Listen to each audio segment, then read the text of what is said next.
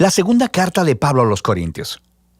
Aunque se llama Segunda de Corintios en nuestras Biblias, hay muchas pistas en esta carta de que esta no es la segunda carta que Pablo escribió a la iglesia en la antigua Corinto.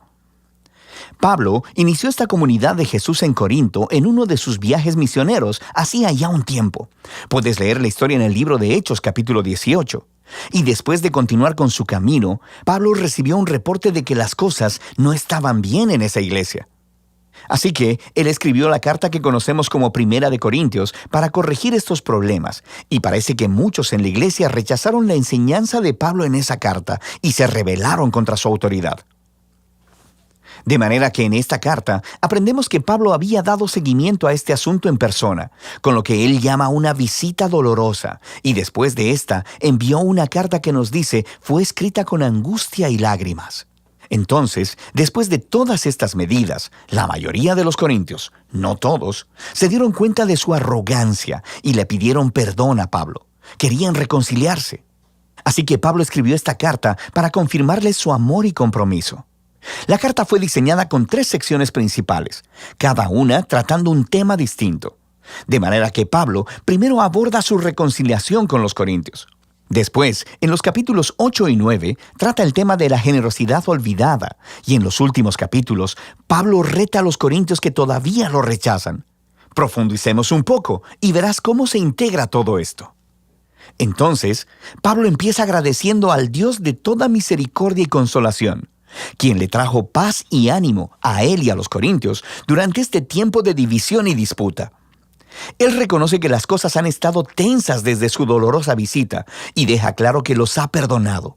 Él quiere una relación abierta y honesta. Pero, en primer lugar, ¿por qué habían rechazado a Pablo? Bueno, más adelante en la carta descubrimos que los corintios habían menospreciado a Pablo como líder. Él era pobre, ganaba un minúsculo salario a través del trabajo manual, estaba en constante persecución y sufrimiento, frecuentemente no tenía hogar y, para colmo, no era un orador muy impresionante. Así que, una vez que los corintios fueron expuestos a otros líderes cristianos más prósperos e impresionantes, empezaron a pensar menos de Pablo. De hecho, estaban avergonzados de él. Entonces Pablo primeramente responde mostrándoles que su exaltación de estos líderes, simplemente por su riqueza y elocuencia, es una traición a Jesús. Muestra un sistema de valores completamente distorsionado. El verdadero liderazgo cristiano, dice Pablo, no se trata del estatus o de la autopromoción. Pablo muestra cómo él y los otros apóstoles son esclavos cautivos del Rey Jesús, quien les está guiando en un desfile triunfal. El trabajo de Pablo no es ser impresionante, sino apuntar hacia la persona que sí lo es, Jesús. Él, entonces, hace alusión a una reciente demanda de los corintios de que les proveyera algunas cartas de recomendación para comprobar su autoridad y sus credenciales. Y esto le parece ridículo a Pablo. Su iglesia ni siquiera existiría si él no lo hubiera empezado. Y entonces les dice que ellos mismos son su prueba de liderazgo genuino. Ellos son su carta de recomendación. De manera brillante, cita a los profetas Jeremías y Ezequiel, diciendo que el Espíritu de Dios ha escrito su carta de recomendación en los corazones de ellos, como su pueblo del nuevo pacto. Los corintios no deberían necesitar más pruebas que esa. La mención del nuevo pacto lleva a Pablo a una larga comparación entre el antiguo pacto entre Dios e Israel, mediado por Moisés, y el nuevo pacto entre Dios y los corintios, mediado por Jesús y el Espíritu Santo. El antiguo pacto, hecho en el monte Sinaí, fue verdaderamente glorioso. Hizo que Moisés mismo resplandeciera con la gloria de Dios. Pero esa gloria eventualmente se desvaneció, sin mencionar el hecho de que las leyes de ese pacto fueron ineficaces en transformar verdaderamente a Israel. Pero el nuevo pacto, en comparación, es todavía más glorioso, porque el Jesús resucitado es la mismísima gloria de Dios y vive para siempre, y es su Espíritu el que ahora está transformando a su pueblo para ser más fiel, como Jesús mismo. Ahora, todo esto suena genial. Quiero decir, ¿quién no querría participar de la gloria de Dios mismo? Pero Pablo continúa mostrándoles cómo la paradoja de la cruz pone al revés las ideas de los corintios sobre la gloria y el éxito. Después de todo, la exaltación gloriosa de Jesús como Rey tuvo lugar a través de su sufrimiento, ejecución y muerte. En la cruz, Jesús reveló la salvación de Dios. Murió por los pecados del mundo para reconciliar a las personas con Dios. Pero la cruz hace todavía más. Revela el carácter de Dios. Él es un ser de completa autoentrega y de amor sacrificial, quien busca el bienestar de los otros. La cruz también revela una nueva manera de vivir, una con forma de cruz. Y la meta de Pablo es que su vida y ministerio imiten la cruz. Así que aunque su carrera apostólica ha estado marcada por la humildad, el sufrimiento y la pobreza, todo fue para servir a los corintios. Cuando ellos desaprueban la pobreza y el sufrimiento de Pablo, también desaprueban a Jesús. La manera de vivir y de liderar de Pablo es en realidad la prueba de que él representa auténticamente al Jesús crucificado y resucitado. Pablo realmente quiere reconciliarse con los corintios, pero no va a permitir que esto se realice hasta que ellos hayan sido transformados y abracen esta paradoja de cabeza de la cruz. Después de esta apelación apasionada, Pablo continúa tratando el tema de la generosidad olvidada. Los cristianos judíos en Jerusalén habían caído en la pobreza a causa de una hambruna, y Pablo estaba reuniendo dinero para ellos de entre las nuevas iglesias que había fundado, formadas principalmente por no judíos. Todos enviaron un regalo de consuelo como símbolo de su unidad en Jesús el Mesías. Y así, muchas de sus iglesias estaban muy contentas de dar, pero los corintios, en medio de todo este conflicto con Pablo, no habían ahorrado para dicho regalo. Y para Pablo, esto no se trata solo de dinero.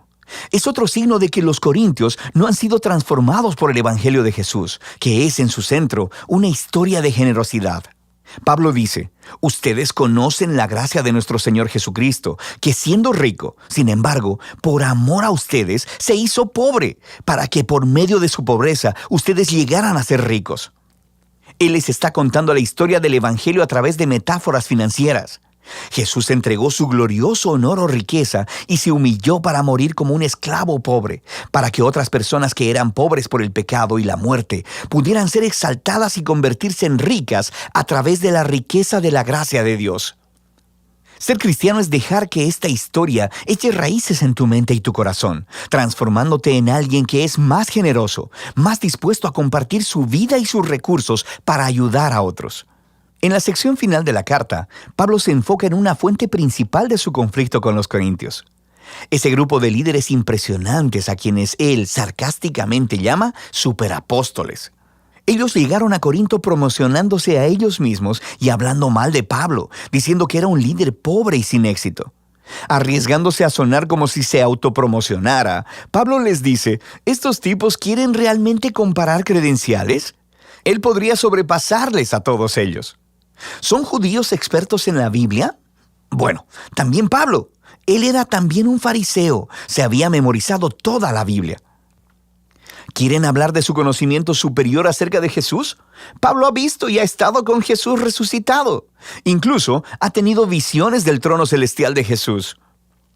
Pero lo más importante, Pablo ha dedicado su vida entera a la misión de Jesús. Ha sacrificado su comodidad y su estabilidad y nunca le pidió dinero a los corintios. A diferencia de los superapóstoles, quienes cobraban mucho, pero Pablo se ganaba su propio salario. Pablo dice que se niega a presumir de estos logros, porque estas no son cosas realmente importantes para el cristiano. En lugar de eso, él presumirá de lo imperfecto y débil que es, porque es en esas insuficiencias que él descubre el amor y la misericordia de Jesús. O como Jesús una vez le dijo a Pablo, mi gracia es suficiente para ti, mi poder se perfecciona en la debilidad.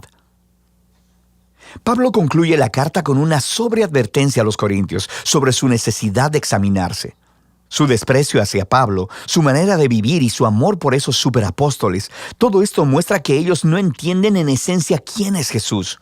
Puesto que no están viviendo como seguidores transformados de Jesús, les invita una vez más a humillarse a sí mismos delante del amor de Jesús. Segunda de Corintios nos ofrece una ventana realmente única a la vida de Pablo y a la paradoja que se nos presenta en la cruz de Jesús.